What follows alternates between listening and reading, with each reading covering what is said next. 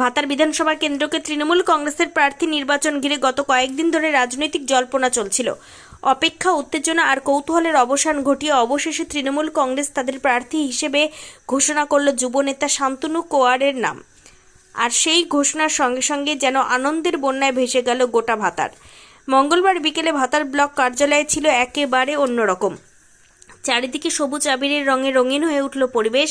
ঢাকের তালে তালে নেচে উঠলেন কর্মী সমর্থকরা। কেউ একে অপরকে জড়িয়ে ধরছেন, কেউ আবার জয় বাংলা ধ্বনিতে মুখর হয়ে করে তুলছেন এলাকা। এই উচ্ছ্বাস যেন শুধু একজন প্রার্থী ঘোষণার আনন্দ নয়, বরং একটি নতুন আশার সূচনা।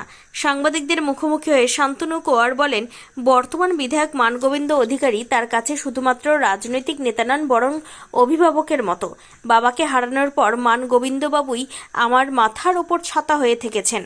তার নির্দেশনা, মানুষের ভরসা ও ভালোবাসাকে সঙ্গে নিয়ে তিনি এগিয়ে যাবেন। রাজ্যের মুখ্যমন্ত্রী মমতা বন্দ্যোপাধ্যায়ের উন্নয়নের ধারাকে আরও শক্তিশালী করা এবং অভিষেক বন্দ্যোপাধ্যায়ের দেখানো পথে হেঁটে সাধারণ মানুষের পাশে থাকা, এই লক্ষ্য নিয়েই তার পথ চলা।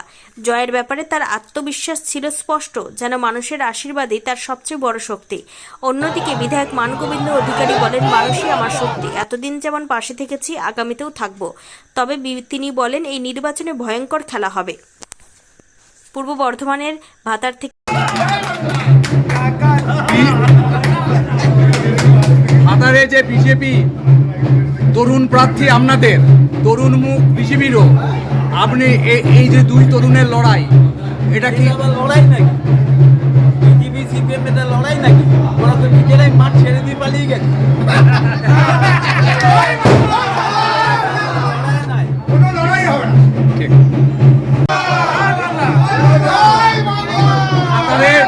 নতুন তরুণ প্রার্থী, হ্যাঁ, কি বলবেন? কি বলবো, আমি এইটাই চেয়েছিলাম যে ভাতা একটা নতুন মুখ আসুক। মাঝে ভয় ধরে গিয়েছিল, আমার কাগজে বেরোচ্ছিল, যার জন্য একটু চিন্তায় ছিলাম। আমি সকাল থেকে এখানে আসি নাই, কিন্তু যখনই দিতে হয়ে গেছে আমি এখানে চলে এসেছি। নতুন যিনি প্রার্থী বা পরবর্তী নির্বাচিত হবেন, তাকে কতটা সহযোগিতা করবেন আপনি? আমি? হ্যাঁ, হ্যাঁ,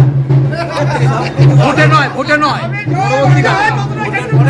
পরবর্তীকালে মানে বিধায়ক হিসেবে কাজ চালাতে তাহলে আমি যেভাবে বিধায়ক হিসেবে যেভাবে সার্ভিস দিয়ে গেছি, আমি সেইভাবেই এসে সার্ভিস দেবো।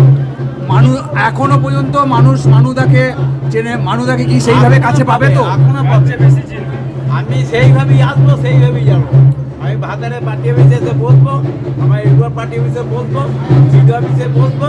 আমি এখনো কর্মযোগ্য আছি। তাহলে এবারে খেলা আপনার জমে যাবে তো? খেলা হবে? খেলা তো নিশ্চয়ই হবে। এবারে খেলাটা ভয়ঙ্কর খেলা হবে।